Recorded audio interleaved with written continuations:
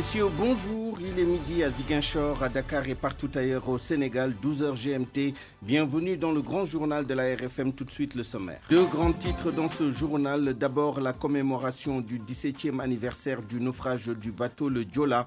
À Ziguinchor, les pupilles évoquent 18 ans de souffrance et demandent au président de la République de décréter le 26 septembre jour férié. À Dakar, les rescapés et familles des victimes continuent de réclamer justice et le renflouement du navire. À suivre également notre dossier complet sur le Joola et notamment les témoignages des rescapés, des familles des victimes et notre reportage sur la chaloupe de Gorée où malgré le drame du Joola, on continue parfois à ne pas porter le gilet de sauvetage. Inauguration de la grande mosquée Massalikul Jinan de Dakar demain vendredi 27 septembre. C'est le deuxième grand titre de ce journal. L'effervescence à son comble et la mobilité urbaine s'en ressent. Pendant ce temps, le ballet se poursuit à la résidence Khadimou Rassoul où le khalife général des Mourides reçoit sans relâche. Pour les titres de l'actualité internationale, Georges Déthié Diop, bonjour. Bonjour Souleymane. Jacques Chirac n'est plus le 22e président de la République française et mort ce matin à l'âge de 86 ans. En Côte d'Ivoire, la composition de la nouvelle commission électorale dévoilée 15 personnalités contre 17 pour la précédente commission. Le grand absent, Youssouf Bakayoko, président de la CI depuis 2010. A tout à l'heure pour le développement de ces titres, Georges. Les titres du journal des sports qui sera présenté par Malal Diagne Junior. Bonjour Malal. Bonjour Souleymane. Bonjour à tous et donc nous allons parler de la Ligue des champions africaine Ambliglio autour de l'organisation du match Zamalek contre Génération Foot. Le lieu et le jour du match pomme de discorde entre les deux équipes handball. Début du TKO à Dakar cet après-midi. Le Sénégal ne va pas jouer puisque le Cameroun a déclaré forfait. Premier match de ce tournoi va opposer la RD Congo à l'équipe de l'Angola. On parlera basketball également dans ce 12h avec les demi-finales retour de la Coupe du Sénégal chez les filles. Rendez-vous dans quelques minutes pour le détail Malal. Et puis, point de vue sur le 17e anniversaire du naufrage du bateau le Joola avec ses 1863 morts. À la mise en onde de ce journal, Alioune Ba. 26 septembre 2002, 26 septembre 2019, il y a 17 ans. Le bateau le Joola coulait au large des côtes gambiennes avec à son bord près de 2000 passagers. Il y eut peu de rescapés. Comme chaque année, une cérémonie officielle marque la commémoration de ce douloureux événement. Ce matin, à Ziguinchor, la présidente des pupilles de la nation demande au président de la République de décréter le 26 septembre jour férié par devoir de mémoire aux 2000 victimes. Ils se sont adressés, ces pupilles, directement au président de la République pour lui demander de diligenter le dossier judiciaire du Joola et de renflouer le bateau. Ces pupilles sollicitent une audience auprès du chef de l'État pour lui expliquer les difficultés qu'il rencontre. Je vous écoute d'entendre Suzanne Diatta au micro de Lamine Ba. Permettez-nous de nous adresser pour la première fois depuis 18 ans au Père de la Nation, le président de la République, son Excellence Macky Sall, pour exprimer notre traversée du désert à travers le thème 18 ans de souffrance que nous avons l'honneur de choisir. Excellence, en ce jour du 26 septembre 2019, nous commémorons pour la 17e fois le jour où le Joola a décidé de nous séparer définitivement de nos honorables parents. Un sevrage brutal qui nous condamne à une vie sans affection et sans amour avec des séquelles indélébiles. Une journée noire sans pareil qui nous enferme tous dans les profondeurs de l'Atlantique avec le cercueil universel du Joola. Une souffrance à durée indéterminée s'est installée en nous dans un grand cimetière maritime inaccessible à tous, au milieu de nulle part, où nous ne pourrons jamais aller nous recueillir. 18 ans de souffrance, excellence, à quand justice se fera, à quand le renflouement de cet immense cercueil, à quand notre deuil, par respect pour les âmes de nos parents, perdus dans cet océan, et pour le nom de toutes les familles des victimes, nous vous demandons, Monsieur le Président, de retirer nos papas, nos mamans et toutes les victimes du Joola de l'eau glaciale. Le 26 septembre déjà inscrit dans le calendrier républicain doit être décrété comme jour férié en signe d'introspection, de respect pour nos 2000 victimes qui ont subi et vécu l'atrocité du Joola. Excellence, malgré la loi 2006, une discrimination négative dans la présence a exclu de façon volontaire 900 orphelins au profit d'un décret depuis 18 longues années. Nous demandons ici solennellement une audience sans intermédiaire avec vous, Excellences, illustrer de vivre nos difficultés quotidiennes que nous endurons en tant que pupilles de la nation. Le chef de l'État continue de donner des instructions allant dans le sens de la prise en charge des familles des victimes du Diola.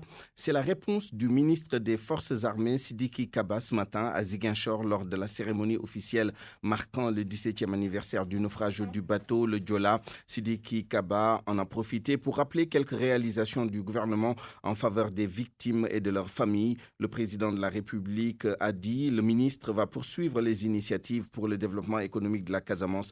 Voici Sidiki Kaba avec la Minba.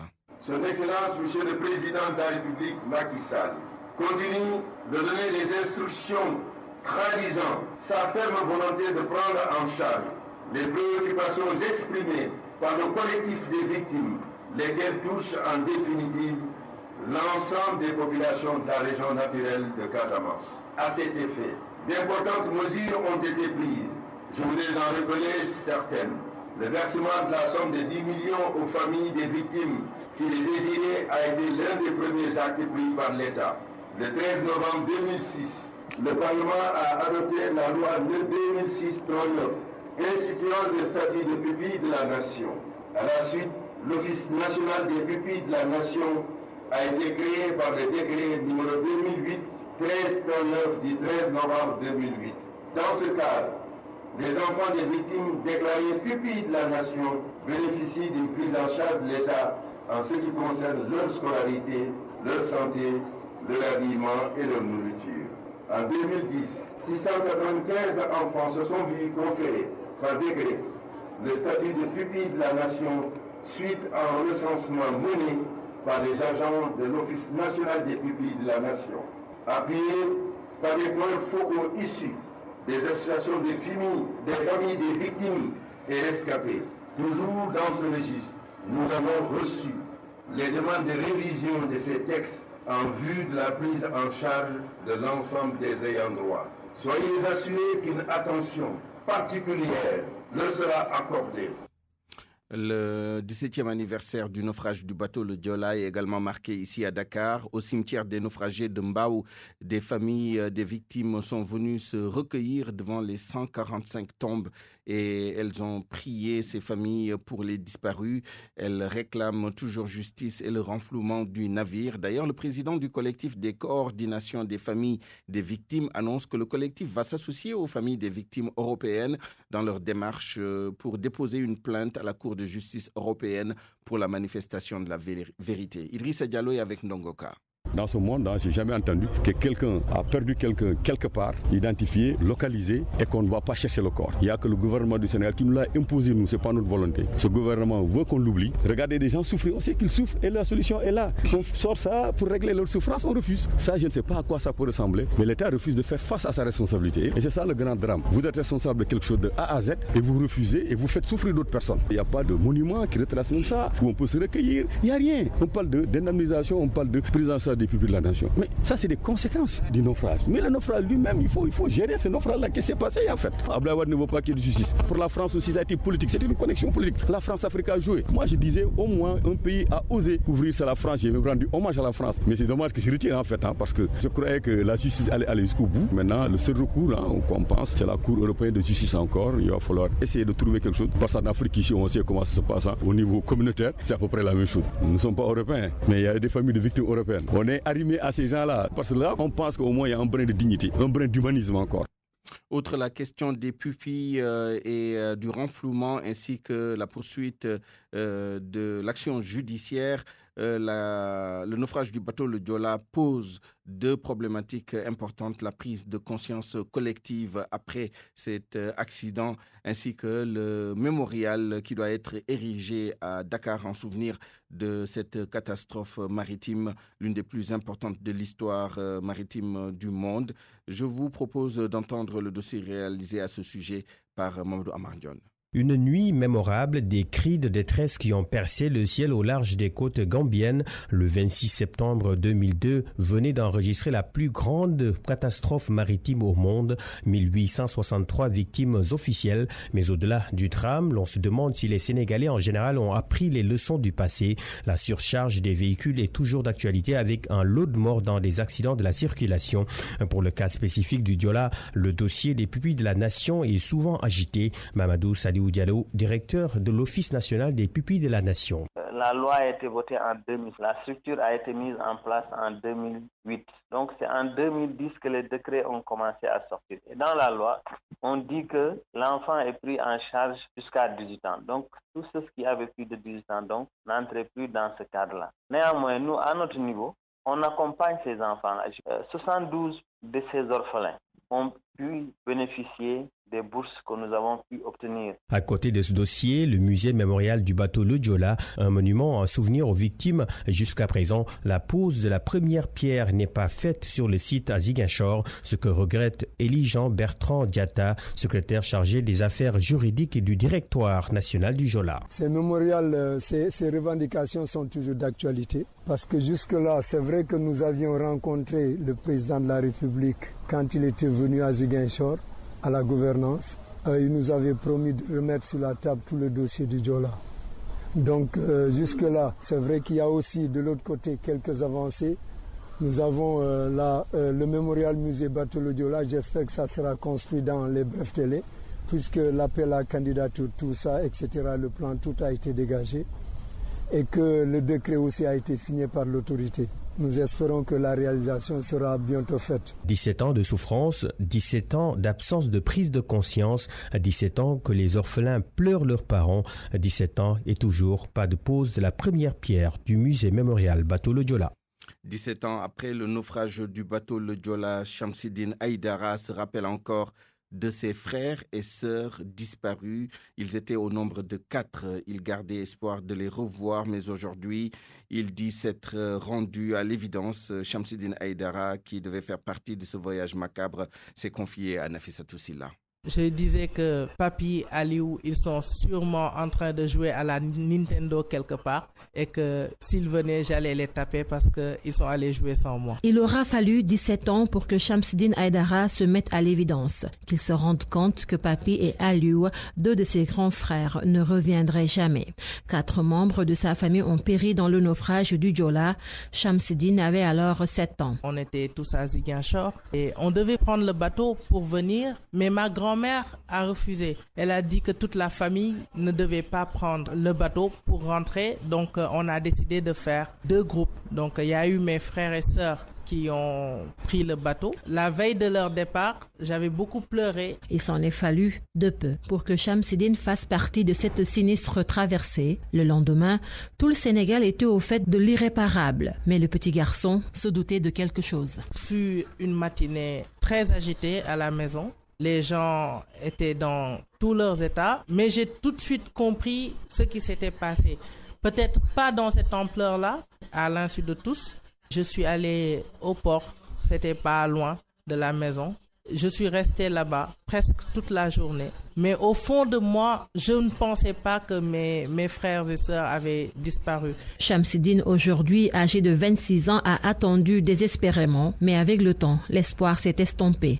Une évidence, parce que les années s'écoulaient. À un moment donné, bien sûr, je me suis rendu à l'évidence et je me suis dit que dans tous les cas, ce n'était plus possible.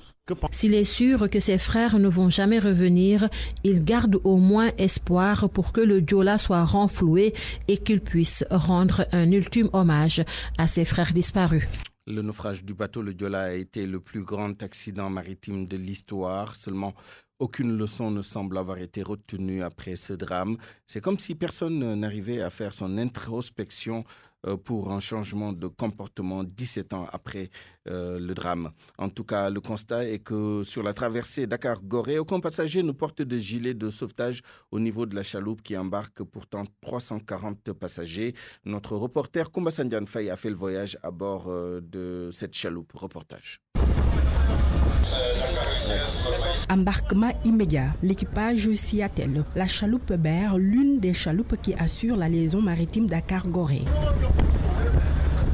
Aux commandes, Mohamed Sahib, capitaine à bord de la chaloupe, qualification de capitaine côtier. Plus d'une dizaine de rotations assurées quotidiennement. Il faut au capitaine côtier et à son équipe à bord 20 minutes en mer pour accoster sur l'île de Gorée.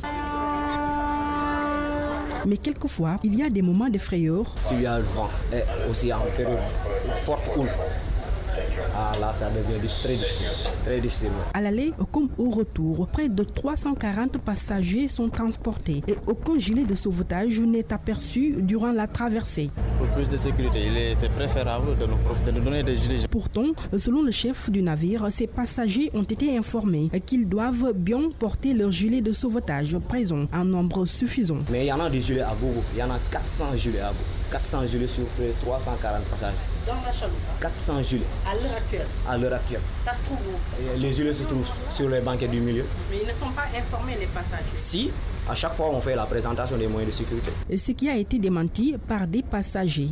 Mais personne ne vous dit ça. Mais est-ce qu'ils ont réellement des gilets? Moi, on m'a rien dit. Parmi eux, des touristes de différentes nationalités. Celui-ci est français. Bon, sous les bancs, mais bon, après dans la panique, on ne pense pas forcément. Ils sont conscients des risques qui, selon eux, pouvaient être évités si l'on savait tirer des leçons du naufrage du bateau le Joola ou tout récemment du drame au large de l'île de la Madeleine. Au niveau de l'île de la Madeleine, par exemple, le cas du bateau le Joola, il y a des risques. 17 ans après le naufrage du bateau le Joola, le régime de Wade avait promis de faire changer les comportements, ce qui semble se limiter à un simple discours d'apaisement, selon nos interlocuteurs, qui soutiennent qu'en l'absence de sanctions face au non-respect des normes dans le transport, les mêmes actes se reproduisent.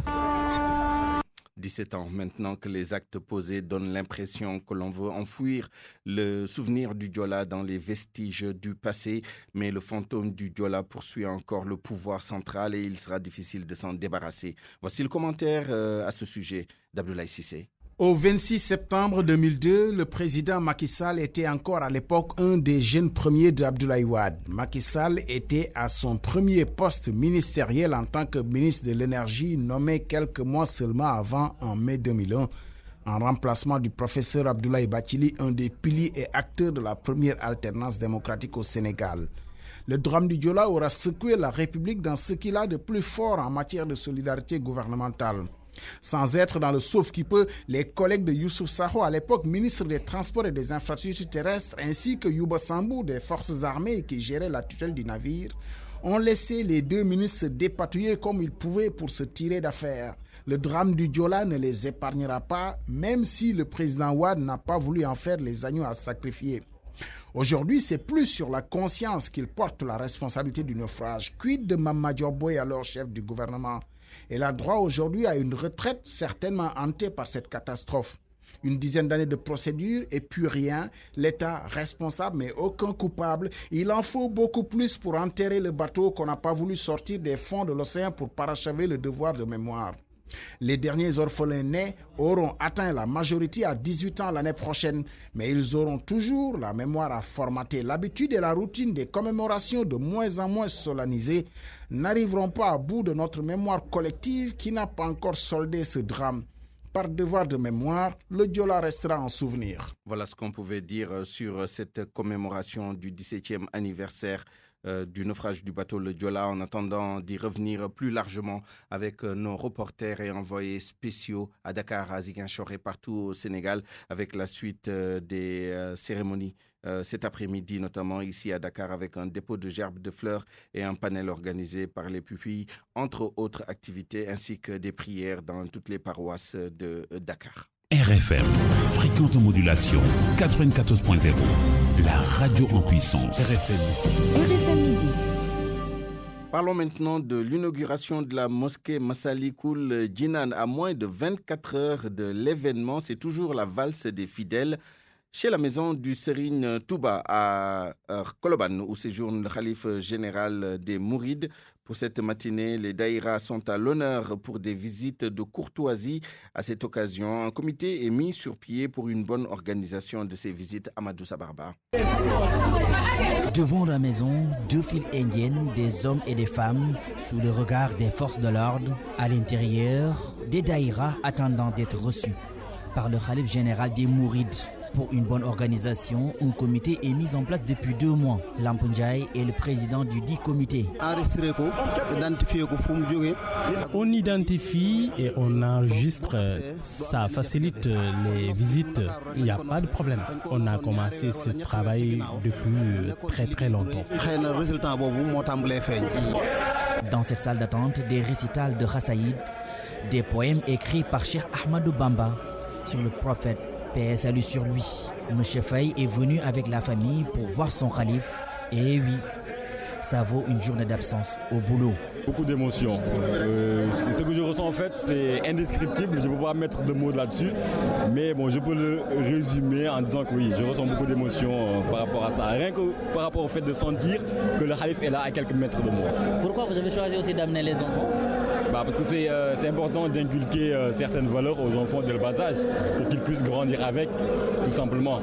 C'est ce en quoi je crois, donc c'est normal de venir avec eux et de leur inculquer cela. La valse des autorités se poursuit chez le khalife général des Mourides qui séjourne à Dakar depuis dimanche passé. Des autorités politiques et coutumières sont attendues cet après-midi.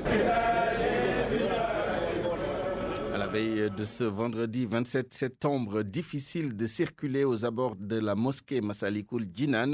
Les conducteurs font le tour des allées de Koloban pour se frayer un chemin. C'est l'effet de l'inauguration de la mosquée. La plupart des chauffeurs se disent compréhensifs car ce n'est que 2 jours. Reportage Salimata Aou. Même trouver un taxi pour se rendre à Koloban est difficile. Ces conducteurs évitent cet axe bouché et quadrillé par les forces de l'ordre. Ce jeune homme est en retard pour se rendre au boulot, mais il comprend. Effectivement, ça nous a un peu retardé, mais bon, comme on est au Sénégal et ça marche comme ça, on l'accepte quoi. C'est pour quelques jours, donc c'est pas grave. Comme c'est demain l'inauguration, donc après demain, ça se rétablit. Pour ce taximan, c'est un jour de gloire. Le manque à gagner n'est pas important.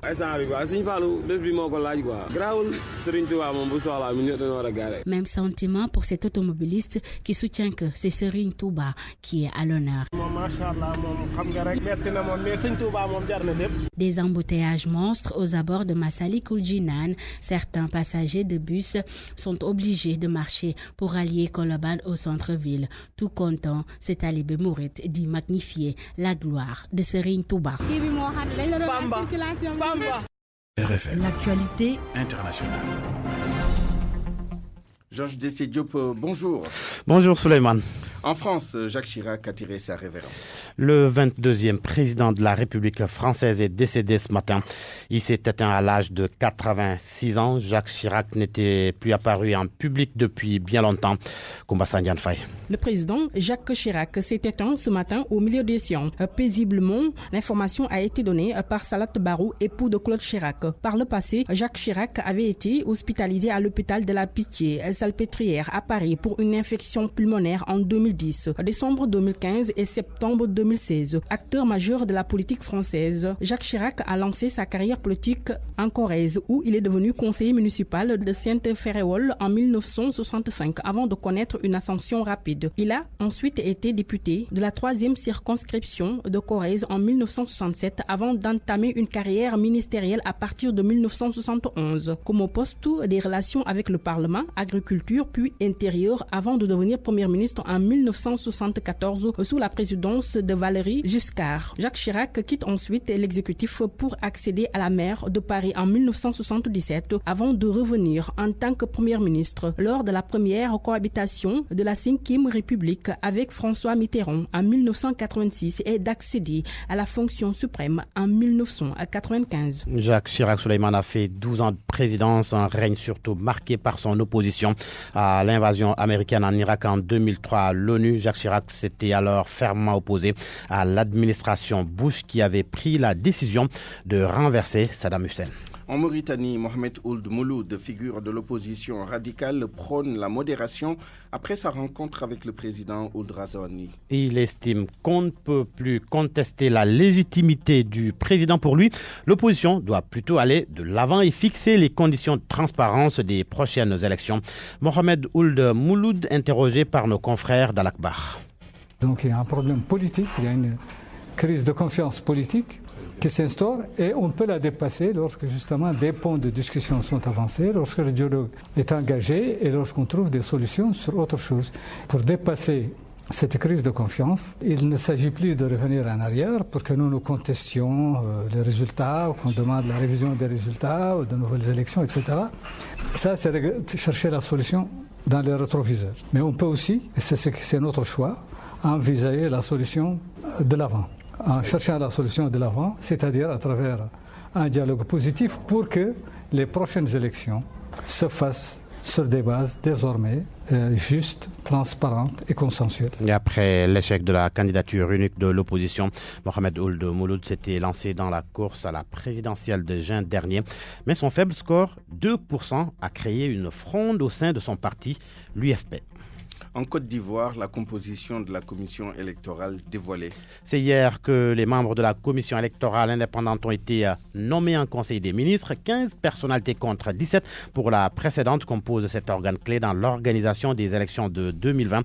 Parmi elles, 3 siégeaient déjà lors des présidentielles de 2010 et 2015. A signalé que le grand absent est Youssouf Bakayoko, président depuis 2010. Il était le président de la CI.